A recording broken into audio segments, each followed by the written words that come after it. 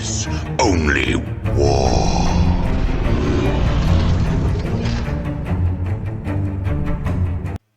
What is up, gents? 40k Dirtbags here. We got a battle report for you today. We got our boy Mike on the channel. Mike's been doing a lot for the Dirtbags, stepping up a lot lately. Coaching right now for some Grandmasters for the Chaos scene. So appreciate you, Mike. Today we got Grey Knights, which it's been a while, and we got Chaos Space Marines, which is Mike's tournament list that he's going to be running. We did just sign up for Lone Star Open, so if you guys are going to be heading out to Texas for Lone Star Open, make sure you come up and say hi to us, because we will be out there.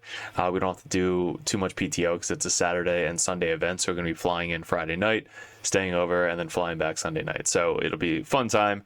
I didn't know it was actually a military, basically sponsored event. A lot of the proceeds go towards the military and the branches. So love to see the support going out there and representing our troops and the veterans who actually served in the U.S. Armed Forces. So appreciate all you guys. And my Dirtbags, Dirtbag Nation, we have so much coming up in 2024. We're so close to 10,000 subscribers. Thank you so much for subscribing to the channel and supporting the channel over on Patreon. If you guys are Patreon members, you get all these videos ahead of time up on patreon.com, and we do live Monday night gaming streaming, which you can only see on patreon.com. Those are usually Grandmaster lists that you guys want to see tested out in front of you if you guys are part of the Grandmaster tier, and if you guys do want to get some coaching going and just get better at 10th edition as a whole, that's our competitive Dirtbag over at Dirtbag Nation on Patreon. These widgets actually just came in. They're the 6-inch, 3-inch widgets that we have up for sale. That's over on Discord. So if you guys are interested in the dice, Discord models or stickers, you gotta hit me up on Discord. But they're awesome. They just came in. A lot of people have fucking bought them. I might have to actually order another set, another 100 of them already. But appreciate the support, guys. If you guys are interested in that, hit me up on there. So what's coming up? We have ACO coming up as well. It's Atlantic City Open. We have Lone Star Open, and then we have Nova Open, and then obviously Las Vegas Open coming up. So those are going to be the 4 major GTs that we are coming up.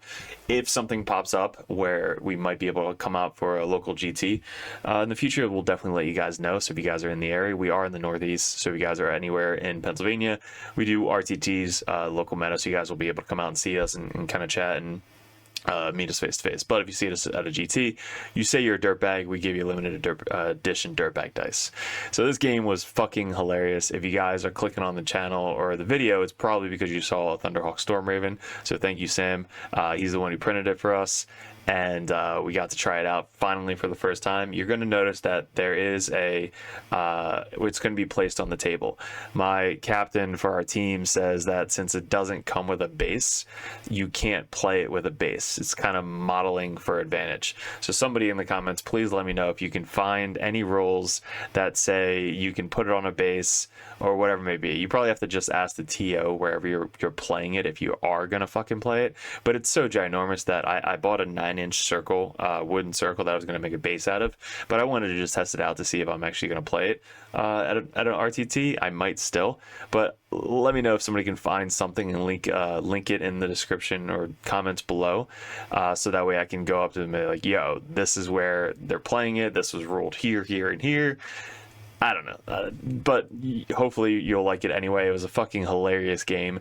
Mike was not expecting me to be playing this list, but once we played it on the table, it was actually a lot closer than we thought on both sides. I thought I was just going to get shot out of the sky and it was going to be a quick game, but we wound up being 5 turns of fucking sheer killingness. So let's get into the pictures. We're going to go over the lists first, and then we're going to go over picture by picture, turn by turn, what we did good, what we could have done better, and how to get better with these 2 armies with the tactics that we show up on the Dirtbag Nation. So let's get into it. All right, so we got a unit of strikes, 10 strikes, 3 tech marines, 2 interceptor squads, Brotherhood Champion with Sigil, Codias, Stern, Assassin, and the infamous, can't even get it on camera, Thunderhawk gunship. All right, Mike, what do you got today? So I've got Abaddon, 5 Legionnaires, 1 Forge Fiend, 2 Vindicators, 1 Rhino, 2x5 Chosen with Lords in the Rhino, 3 Bikes, 2x5 Warp Talons, 2x10 Cultists, 2x2 Nurglings. Lots of 2s. twos. Double it up Those are- everywhere. Just look at this massive thing. It is ginormous. This is it next to the Calidus Assassin. It's literally huge. It's so heavy too. It's, I would say, probably close to 5, 6, 7 pounds of just resin. It was just funny. So that was the list. His list is super, I would say, neat. Super balanced. That's a better word. So his list I really liked. It was super balanced. I would definitely run that list if you are getting into Chaos Space Marines. The Vindicators obviously can be swapped out for Predators, which I think he's trying out next. Predators are just super good for their points. I've been running them a lot lately, especially with the Hellbrutes, so you can get that crit on 5s. But we did chosen battlefield priority targets. So we placed our objectives like this. It's pretty simple. So he wanted his 3 objectives up there. I did them in the center, so I think I put this one dead center, so he has to kind of be in the open for us to shoot at him. This one also is in the center, and then that one and that one was to match. So anytime you're playing Grey Knights, you kind of want to be in the center, so that way you can potentially make it sticky and then kind of get off it, so that way if they ever go on it, you can just shoot the shit out of them, especially with our Dread Knights hopping around. We don't have any Dread Knights in this list, but we're so fast that we can steal objectives and just kind of be all over the board at any given time. So anywhere in this corner over here and up there, we're not really fighting at all. It's mainly going to be these 3 objectives in the center, and then he's going to camp his objective, and I'm going to camp my objective back here. So let's go over the deployment. Now, I couldn't fit this thing legally in my deployment zone. We played, I believe, what was it, Dawn of War? Or corner. No, we played Dawn of War. So there's the dice set up. So we have to be 10 inches in the deployment zones. And my scout move were these strikes moving up over there on the objective. So we put our 3 tech priests right next to the Storm Raven because they can buff it up +3 to hit, even though you can only get +1 or -1 to hit. So if he has any negatives to hit, I'll always still be +1. So I'll be hitting on 2s with my Storm Raven. And if he does any damage to it, I'll be able to heal it 3d3 every single command phase, which is fucking hilarious. Then we have Stern all the way in this corner here. He's super good for secondaries. We have the Interceptor squad right there in case they have to do Investigate Signal or whatever it may be. We have a unit of Interceptors inside, and then we have the Strikes with Brother Captain inside. Assassin in the left side, Strikes over there. And I believe that is my whole army. For his side, he put in reserves the Vindicator, which I think is a really good idea. He put... what else? He put the the Warp Talons in reserves, a unit of Nurglings in reserves, and a unit of Cultists in reserves. So he's got a lot of guns on the table still, and then he's got a lot of guns in reserves still. So I have to be careful on what is going to come out and shoot this thing, because even having a 2-up save, toughness 12, being chaos, you're going to have just a ton of shots and being able to get all the rerolls you can in the world with explosions. So we happen to have turn 1. Our turn 1, we get behind enemy lines and deploy teleport over. So that is what we're testing out here. Is I'm going to try and move up my entire brick and get these guys out, which is what we're testing. So these guys can basically get across the board and charge turn 1 inside the Storm Raven, because the Storm Raven is starting almost 20 inches up the table anyway, because legally you have to put it base like on the back wall as far as you possibly can, and then you can move up and do something. So we moved up, got outside on the other side of this wing, which was 3 inches, and then we had our Forge Fiend behind here with some bikes. The other bikes were back there. Abaddon and his unit was right here. The cultists are back there. I think he actually reserved both of the... No, we might have blew that one. No. Crap, I think the Vindicator is right there. Vindicator's there, Rhino's right there. So we blew up the Rhino to get the guys out of the Rhino, turn 1, with all of the guns. And these guys got out, and I wanted to try and see what we could do against a Forge Fiend. And to my demise, we still suck at vehicles. So that's why we have Dread Knights in the list. So this 10-man squad charged the Forge Fiend and did, I believe, 3 wounds to it. yeah, it was bad. It was very, very bad. That was my mistake. I should not have charged the Forge Fiend. I should have probably charged the guys that got out of the Rhino over here, or just kept them in the fucking big ass thing over here like that. They have fight first because of the Brotherhood Champion, and they had Sigil, which I wasn't able to proc or do this entire fucking game. So this was my first mistake, guys. If you do this, don't go into a vehicle. Go into something that you can 100% kill. So that way you can use Sigil and use Mist of Deimos to keep these guys alive. So I pretty much thought I lost the game right there after turn 1. And then over here, these guys got out to do deploy teleport homers in the center. So they weren't able to get back in, but I brought them in the list so that way they can hop out, shoot, and then get back in, because in the shooting phase, they can embark in a transport after they're done shooting, because it's a normal movement. So they got out and just did the deployed teleport for 3 points. So we got 3 points for behind enemy lines, which was this unit, and 3 points for deployed teleport homers. His warp talons are just chilling back here, ready to scream up and take over some objectives. They're Slanesh, so they can advance and charge, which are super fast. So this is the charge. I then pile into his bikes to try and tie up his bikes. His bikes swing back. Don't do a lot, because he has plasmas on this guy and these guys, so they don't really do a ton in melee. We got the dude down to 6 wounds. So I think we did 6 damage to it with all of those strike squads. So his turn, he advances up both chosen units. So the chosen units are super quick. They get to advance and charge, shoot and charge, with the lords as the same thing. So both lords, both chosen, going after my my big dude right here. Then the Vindicator kind of pops his head out to get line of sight onto my big ass flying monster thing over here. Abaddon's starting to scoot up to get in range of the strikes so that he can just kind of pick them off the board, which is smart. The Legionnaires are back here spread out with Abaddon, and the Rhino was blown up by my vehicle. So the vehicle shot, killed, actually, I think all the strikes got out and shot all the cultists he had on his back squad, so he couldn't make it sticky. And then the vehicle shot his vehicle's Rhino and blew the Rhino up. So that's why the guys are out and they didn't get that far after their charge. Warp Talons advanced up here. He spent 1 CP so that his Warp Talons can advance and charge onto my strikes in the back corner here. There you go, now it's bigger. All right, so strikes are on this objective. They made it sticky turn 1, and then these guys are about to charge the shit out of them. AP2 definitely does hurt, even with Armor Content, so I have a 3-up save, but with the amount of attacks coming out of Warp Talons with exploding 5s is just super, super deadly. And this guy crit so fucking much this game, it was insane. Wait till you see next game. Next game is same list against Morty for Death Guard, so I'm going to be going over that after this.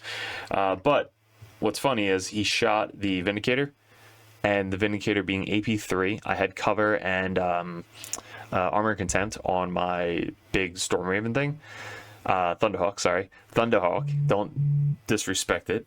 Thunderhawk, which I had a 3-up save to his AP3 Vindicator, but the Vindicator's fucking strength 14, so he's going to be winning on 3s. So he's hitting on 3s, re-rolling with Abaddon, exploding on 5s, and then wounding again on 3s. Plus it's D6 damage. So he does so much fucking damage to this Thunderhawk. He takes it down a lot. And then he throws some random pot shots of Abaddon with these guys throwing their plasmas. These guys, same thing, plasmas, bolters, just a ton. So he puts all of that into my dude and takes it down after the charges, because they both charged as well. So these two guys shot and charged with all of their attacks. The Demon Hammer, the Power Fist, the Accursed Weapons, both squads getting into my Thunderhawk, plus the Vindicator, plus all the other shots. It lived on 1 wound. So it had 1 wound remaining. It should not have lived. Like it took a lot. But then we were able to heal it. So these 3 guys, D3 each, healed this thing back up. Didn't heal by a ton. It was like maybe 4 or 5 damage. So it went from 1, I healed it to 6. So I healed 2, 4, 6, got up to 7 wounds. So that was pretty funny. So we survived. If you would have killed this, I would have only got 1 round of shooting at it to kill a Rhino, so it wouldn't have made its points back at all, but it did suck up a lot of firepower. So let's see what happened after this. his turn 1, he had extend battle lines, which was super easy for him to get, and secure no man's land, which also was super easy for him to get because he had warp talons all the way on the left side and the chosen in the center. So really good turn 1 for him. Our Abaddon obviously makes his charge, picks up the entire fucking squad. The bikes, there was about 1 bike left after I put some attacks into him because I fought first, so I was able to get some attacks into him. The rest of him went into the Forge Fiend, which again did nothing. So we did 0 wounds on the Forge Fiend. We killed 2 bikes, left this guy on 1 wound, and Abaddon with his squad is still alive and kicking. So super not worth it for that. I definitely should not have charged the Forge Fiend. I should have probably hopped out, shot the cultists, and then procced Sigil by him shooting at me. So I would have stayed away. If the Chosen ran forward, I would have missed it away. If he targeted me with a shot, I would have just sigiled away. So that's probably what I should have done. I shouldn't have went after a vehicle because I don't have any fucking anti-tank in melee. So that was my mistake. So make sure you guys learn from that if you're playing Grey Knight infantry. So over here, the Warp Talons killed all but 2 guys. The 2 guys swung back and killed a couple of them back, and then I basically fell back, threw a grenade, and shot the rest off the board. A couple with the heavy bolters from this thing, the last cannons, basically went into the Vindicator and took it down to 3 wounds. So all the big guns went into the Vindicator. Everything else, I think, went into Abaddon. So I shot... Okay, I guess we didn't shoot this guy. So it might have just been regular bolter fire with the side cannons from the interceptors, the regular bolters and the grenade from the strikes, and the flamer from this assassin was able to kill those guys. In the combat, I think I had 2 live. I swung back, killed 2 or 3 warp talons, fell back with them, threw a grenade, and then shot them with bolters to kill the rest of the warp talons. So we kept our obsec on this objective so he couldn't steal it. But he was still able to get both of these objectives to secure no man's land on turn 1. Our turn 2, we had defend stronghold and extend battle lines. So extend was super easy because we already held that one. He rapid ingresses warp talons in the back here, which is super good. Like warp talons rapid ingressing is scary for the amount of attacks that they get. They're basically made to hop in the backfield and kill whatever's on their home field objective, especially infantry. This is a test for these guys. So these guys, if you didn't notice, have a shit ton of attacks. So we're going to throw them into the Chosen unit. So they all scooch up to get into basically range for this charge onto this Chosen unit with the Lord. He's right against the wall, so we can get that charge pretty easily. These guys hop out over here, the interceptors that were in the transport. So they hop out over here. And they're there to either get a charge off on Abaddon or charge into these Chosen over here. So after all the shots, we actually able to kill Abaddon to the wound.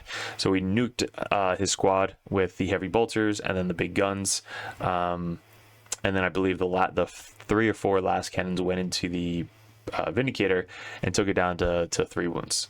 So after that, we finished up with charging the Vindicator to try and steal the backfield objective. So we had 1, 2, 3, 4, 5 guys on the backfield, which we controlled it. Stole the OBSEC, which was good on our part. He still had the Forge Fiend over here. And over here we charged with these 3 tech priests. So 3 tech priests charge into these guys and just mow down a bunch of them.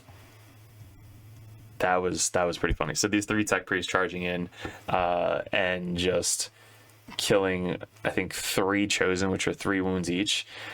And this one wasn't able to attack because he took the guys off that he charged over here. So he wasn't going to pile in because he wanted to stay on the objective. So basically he stayed on the objective over here and lost out on some attacks. So 2 tech priests was able to kill 3 chosen and leave 1 on 1. And then down here, we were just waiting for the charge and see where the warp talons are going to come down here. So we managed to steal the home field objective, control these 3 objectives, so all he has left is 1. So we had 10 for primary. On his turn 2, he had 5 for primary because he controlled that one. So his secondaries, he got Tempting Target and Cleanse. So for our Tempting Target, we had to choose something where he wanted him to go. He's got this Lord with 1 dude left over here. He's got this Lord with 2 chosen left over there. These guys are about to just get nuked by the Forge Fiend and the Vindicator.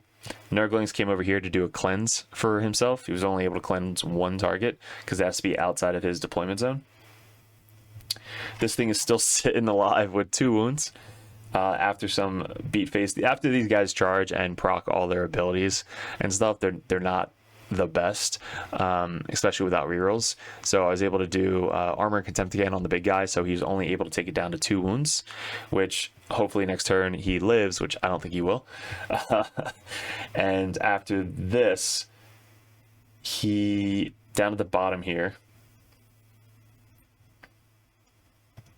Down here. So his Vindicator walks in my deployment zone, basically. The Interceptors that were back here basically hopped out to finish off the Warp Towns. The Warp Towns went up to this one because I made this my tempting target. So he advanced his Warp Towns, got up to here, charged my 2 guys that were left on here, killed the 2 guys. No, actually, I missed the 2 guys. So the 2 guys got misted away because they're strikes. They make things OBSEC. They're 2 OBSEC each, make things sticky, and I can use them late game for secondaries. So I missed Damos those 2 guys. The Vindicator basically walked up and shot at my big-ass vehicle over here and destroyed it. So he's the one that finally killed the vehicle. The Tech Priests are still kicking in the center until they get charged by these guys. So they basically moved up, charged, killed one of them, the other one lived, fought back, killed the other 2 chosen models. This Vindicator, I don't remember how this one died. It might have died to melee with these guys in combat. And then the Forge Fiend is still alive over here. So Forge Fiend's still alive. He has 1 bike left over here. These Nurglings in the back corner that are basically going to tie up my assassin that came down the backfield, because on turn 3 we got 10 for primary. We had investigate signals and storm hostile objectives. So I was able to get my assassin up in this corner. We put our 2 strikes back in this corner, and then we had Stern back in this corner to do investigate for 3 points, or 3 things, which is 6 points, which is huge. If you can get 3 points for investigate signal, you did really good for investigate signal by planning it out. And then the other one was storm hostile objective, so I had to take over one of his objectives, which was either this one, the center, or the top. So I had to kill this Lord to take over this one, which we did. So we killed the Lord and took over this objective to get storm hostile objective. His turn 3 was defend stronghold. It was no prisoners, which he didn't get anybody, and then defend stronghold, which he wasn't able to get as well. He got 5 for primary, and then going to turn 4, we got 5 for primary, aerial denial, and engage on all fronts. I wasn't able to get aerial denial because he still had this guy in the center, the Lord, that was basically the sole survivor. Still in the center with 1 wound. I fell back with my tech priest just to not get killed by this guy, and when I fell back, I think I spent 1 CP. Oh no, I didn't have 1 CP. I fell back and I wanted to get grenade, but I didn't have enough CP, so I couldn't do that on that guy. I think I spent it for something else by accident. So I lost out on aerial denial because I wasn't able to kill this guy with 1 wound. So that was my mistake. That was 5 points that I just missed out on. And engage on all fronts, which is super easy for Grey Knights. We had engage up here when we brought our tech priests up and down over here. We had the assassin that lived over there still. We had 2 guys back in this corner. We had Codiez, which walked in over here. And then we had, I think, the tech priest back down here shooting at these cultists that walked on for his turn. So that was our engage in all fronts. On his turn 4, he had 10 finally for primary because he was able to hold the back one, which was his objective, and this one, so he had 10 points. And he had enemy lines, which we killed all of his cultists, so he wasn't able to get that. And then investigate signals, which also he wasn't able to get because his Nurglings were tied up in the corner here. So he spent 1 CP to get rid of that and get aerial denial, which he still had this guy down here. So he was able to get 5 points for aerial denial because I wasn't within 3 inches of the center. So good job by that. Our last turn, we get 10 points for primary. Our last 2 things were secure no man's land and capture enemy outpost. So us just basically chucking grenades, getting the charge off with our tech priest and all the fun stuff into the Forge Fiend. Grenades are the best strat for Grey Knights, honestly, to kill vehicles. So we were able to kill the vehicle, charge the vehicle, throw a grenade, charge the vehicle, kill the vehicle, steal this objective, and Stern came down over here within 3 inches, and then basically shot this bike that had 1 wound left and captured the enemy outpost. So we took this one for secure no man's land. We captured enemy outpost for 8. That was a huge turn. 5. We went in the center to basically kill the last Lord, and we still had this one sticky, and he was controlling my backfield objective with his Vindicator, who had 6 wounds left, so there wasn't anything I was going to do with that. So at the end of the turn, on his turn 5, he had 10 for primary because he went second. So he had 5 for controlling this one at the end of the game, and then he gets 5 at the end of the game, so he was able to get 10 for primary.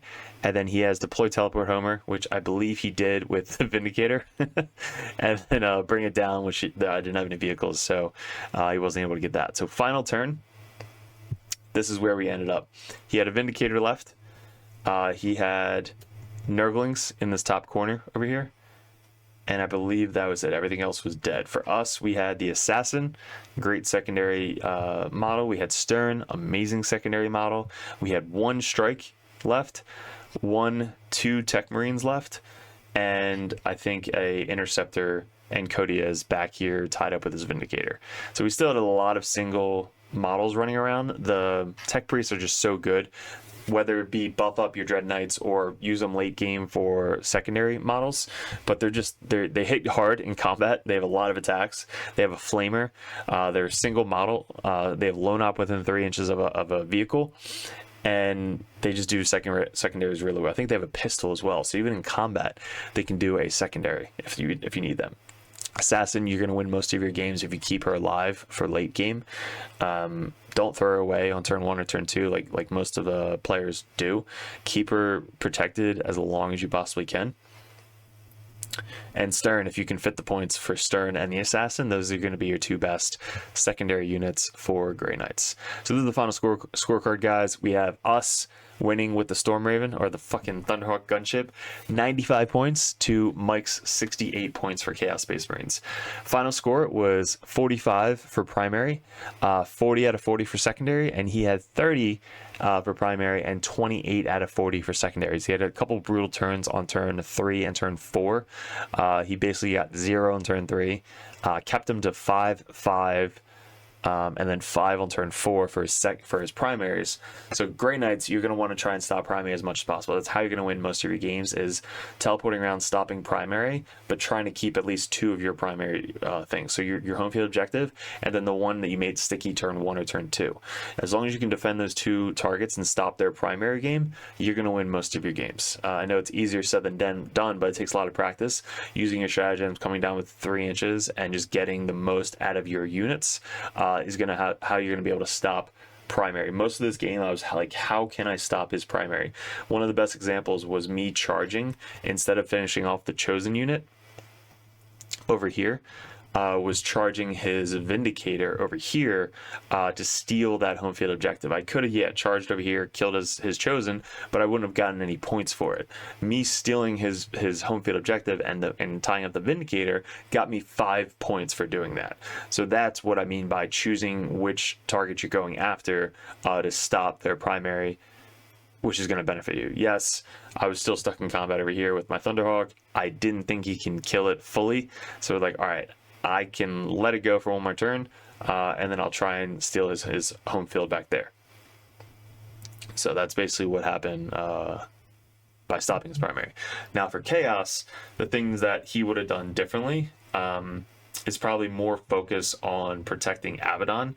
Abaddon probably could have been the one to, I mean, once he killed this unit over here, he wasn't able to kind of like consolidate and hide Abaddon back here because we did roll pretty good to kill his 5-man unit. Even with the -1 to hit for the Nurgle strat, we had +3 to our hit because of the Tech Priests, so we're still always going to be hitting on 2s. But yeah, Abaddon dying so fast I think was one of the only things that I would have done differently for that. Probably getting the charge off, consolidating, and then piling in behind this wall So that way, hopefully, Abaddon could live at least one more turn before he hops out and just nukes the rest of my fucking army.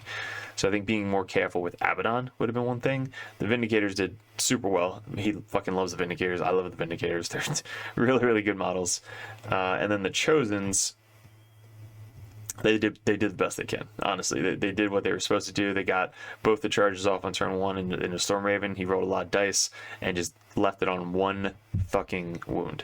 If this thing dies turn 1, I think it's his game, like, easily. Abaddon's still alive. All of his tanks are still alive. I really just have, like, little guys hopping around the table. That's about it. So if he's able to manage to kill this thing, turn 1, he would have won the game. Since it didn't die, I won the game. I think that's really what it came down to. It's super fun model, super ginormous. Again, let me know in the comments if I can bring a base, because that would be so much more easier to kind of play with it and keep it on the table, so that way you can use the base for the getting out. That way you don't have the entire wing where you can kind of get out all the way out here. I would have basically got out on the other side of this crate, probably. And then I wouldn't have been able to make that charge, which would have saved me, because then I would have had the strikes with the sigil and the fight first and Mist of Deimos. So, and then these guys probably wouldn't have been able to charge me that far away.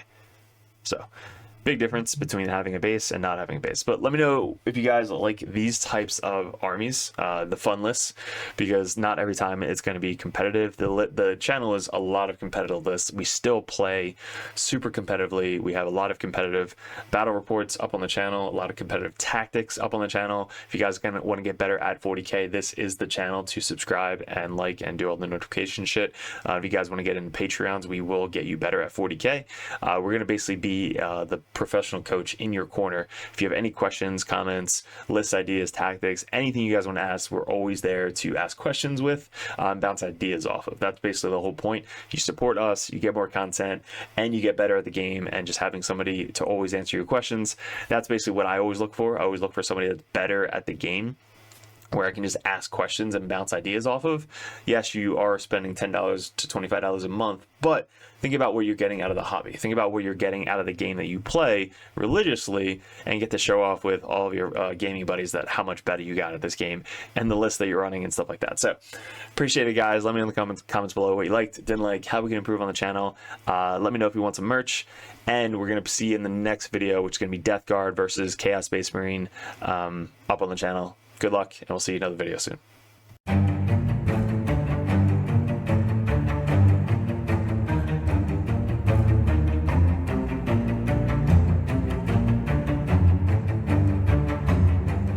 What's up, gents? 40k Dirtbags here. If you guys are thinking about joining the Patreon page, we're going to go over each tier and how it's going to benefit you and what you're looking for specifically to get out of 40k in 10th edition coming up. There's a lot of stuff to go over. There's a lot of tactical videos up on the channel, which is for free. There's going to be a bunch of perks that you get specifically for being a part of the Dirtbag Nation Patreon page.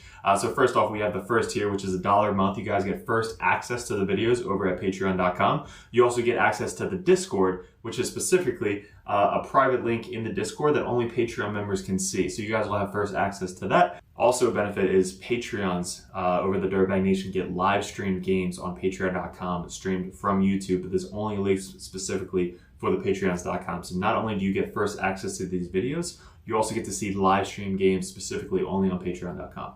The next tier is the Justicar. You guys get a shout out on every single video on YouTube. You also get to support us a little bit more. You get first dibs at voting on Discord, as well as you just kind of say, hey, I just want to be a Justicar Dirtbag and support you guys a little bit more than that $1 a month tier. But you get all the same access as well as the different color over on the Discord.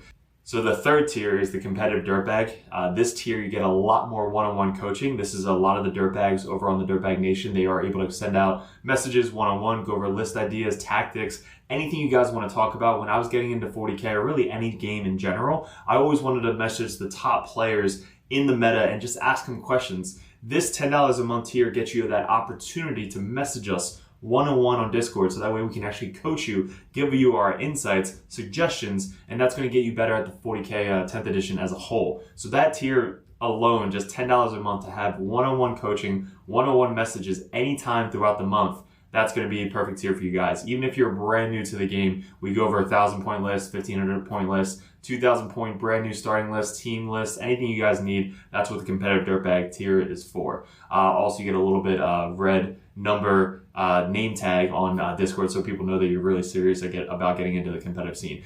The Grandmaster Dirtbags. This is the all-in-all $25 a month tier. You get one-on-one coaching, everything we said prior to this, but you guys get to see me, Mike, any of the other Dirtbags play your specific list that you want to see tested out live on one of our battle reports. You guys get to mention, suggest videos you guys want to see coming up on patreon.com. So you guys get the above first tier benefit of everything that we do over at Dirtbag Nation. All the support mainly comes from you guys supporting us over here at Dirtbag Nation. And Grandmasters, I can't thank you enough, but for $25 a month, you get one-on-one coaching and anything you want to see live on the tabletop. So you get to see a professional play right in front of you. You guys get to kind of like see it one-on-one, and I'm actually making this specifically for you. There's also TTS events that you guys can suggest. If you guys want to do a first 1 or 2 turn run through on TTS, we can actually log in and coach you one-on-one with that. If you guys see us at any GTs, you guys get special benefits, free dice, stuff like that. Anytime you purchase a merch thing on Discord, you guys get a free limited edition Dirtbag dice sent to you with every single purchase on top of that. So there's a lot of benefits coming up with the Grandmaster Dirtbag. You guys, I can't thank you enough for supporting us. Definitely let me know which tier would be best for you if you go over to patreon.com and specifically go to a tier. And make sure you don't forget to message me up on Discord. That's where we check every single day. If you guys are really into getting into 10th edition 40k, head over to Patreon, join the competitive Dirtbag or the Grandmaster. Message me as many times as you possibly want, and I'll coach you the best I possibly can on any specific army that you guys play. Mainly our armies right now, currently, going into 2024, is going to be Chaos Space Marines, Grey Knights, Death Guard, and then we have Custodes, Sisters, and I think that's it going into the wings of 2024. But again, any other army that you guys play, we have other coaches lined up for the Dirtbags that are ready to take on that role of the competitive Dirtbag page. So guys, really appreciate it. Thanks for clicking on the video. Thanks for joining the Dirtbag Nation if you guys are already a part of us. And we'll see you in another video soon.